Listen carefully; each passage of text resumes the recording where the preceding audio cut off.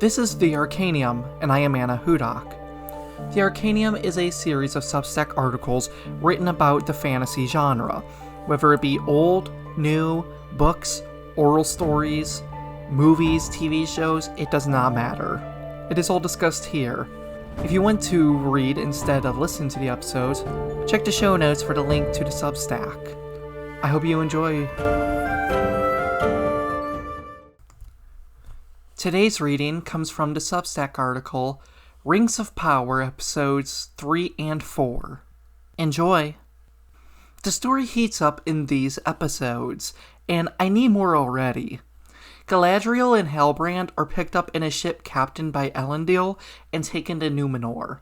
We made a bunch of new characters who will be important going forward, and Galadriel is sent away. The Harfoots discover that Nori is friends with the stranger, who I still believe is Glorfindel, and almost banish her. Arondir is taken captive by orcs and must dig underground tunnels so they can travel during the day. He is then sent by a man named Adar to tell the humans that they must surrender or die. The dwarves discover Mithril. That's the Cliff Notes version of what happened.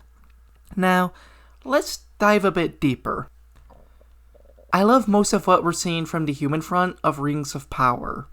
Numenor is beautiful, and when they first entered the island, I was genuinely awed by what I was seeing. I wish they would spend more time actually exploring the island kingdom, to be honest. But this show has a story to tell, and so we spend most of our time meeting new characters. Queen Regent Miriel is one of the first we meet. She's mostly just a stand-in for Denethor in this series. She's strict and doesn't like having elves around. And, as we find out, no one likes elves except for the regent's father, Tar Palantir, who was removed from power because of his support for elves.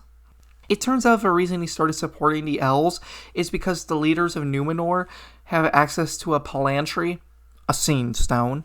The destruction of Numenor is what everyone who touches the Palantry sees. Tar Palantir responded to this by trying to mend relations with the elves. Miriel is unsure on what to do. She wants to avoid looking like an elf lover, but also knows something needs to be done because Numenor is on a path towards destruction. Eventually, she decides to let Galadriel leave the island, since they're on a ship back to Middle-earth, and creates an army to go to Middle-earth. This is how she hopes to bring Numenor back on the right path. I will be honest, I disliked Miriel in episode 3. She really had no character at all, and it just felt as if the show writers just needed someone to play hard-ass with Galadriel. In the 4th episode, they thankfully fleshed out her character more and allowed us to understand her. While I am still not much of a fan of hers, and she is one of the least interesting characters in the show, at least she's been fleshed out some. So, thank you writers for that. I was worried they weren't going to do anything with her.